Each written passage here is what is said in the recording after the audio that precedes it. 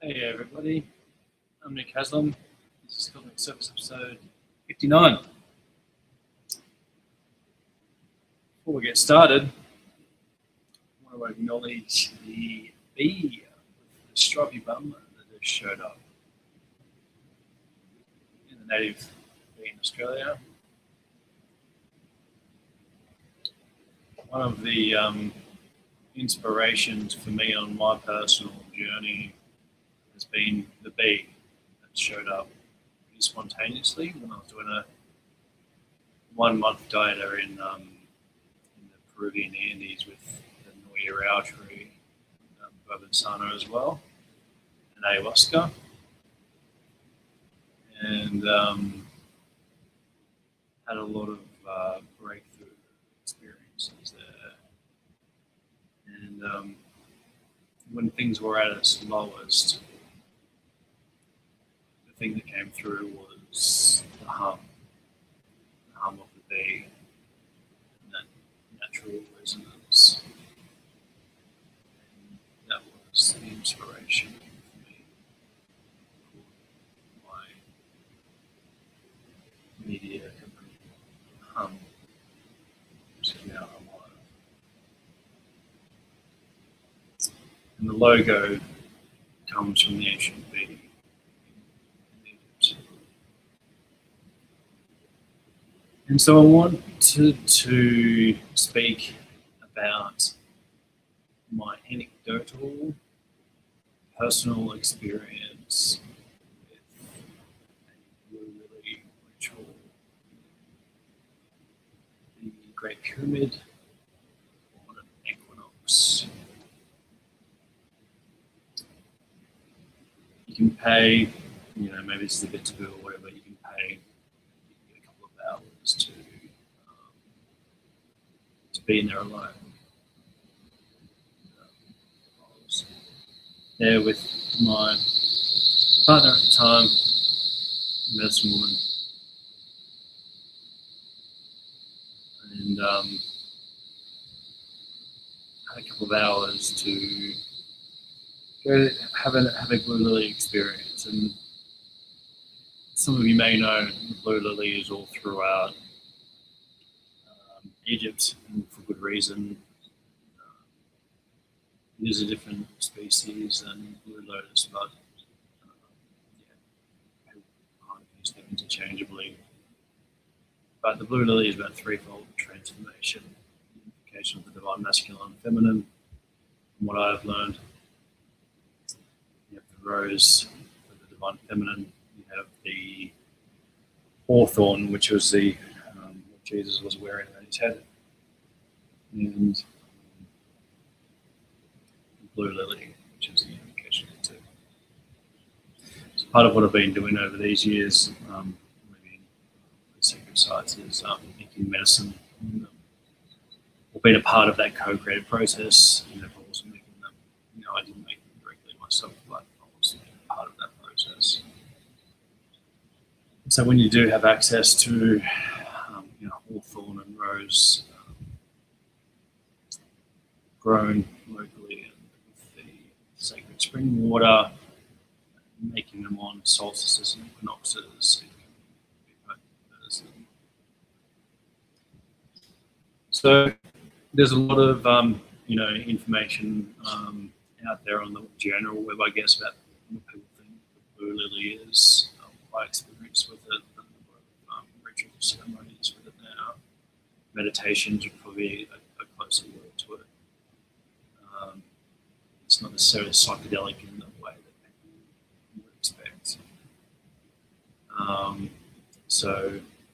In my experience, it's been a meditation with some sound bowls, but mostly quiet time to go on the journey.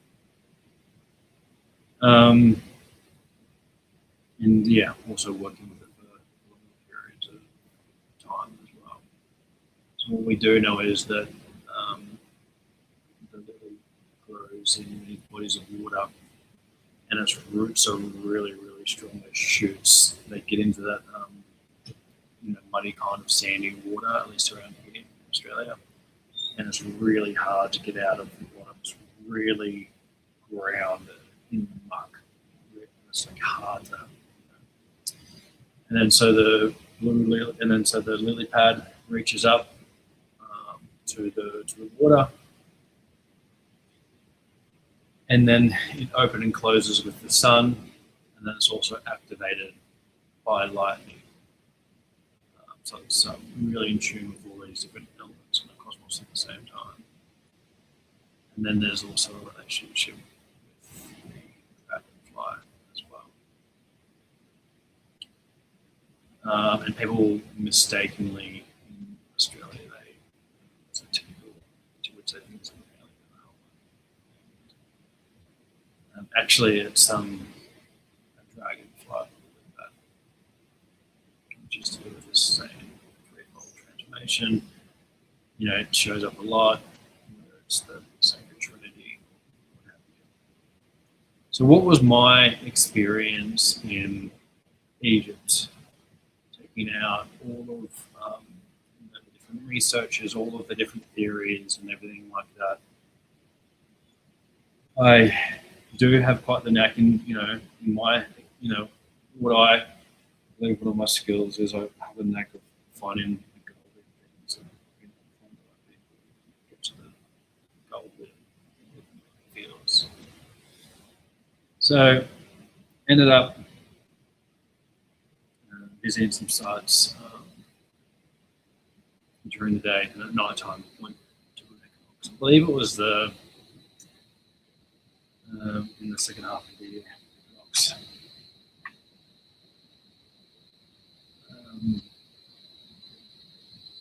So I was in the King's Chamber, took the medicine, and my experience was with the Blue Lily on the Equinox in the Great Pyramid, the King's Chamber, in that box, was that I was pulling in all of these different aspects of myself. Essentially, it was a reclamation process, pulling in these fragmented parts of myself.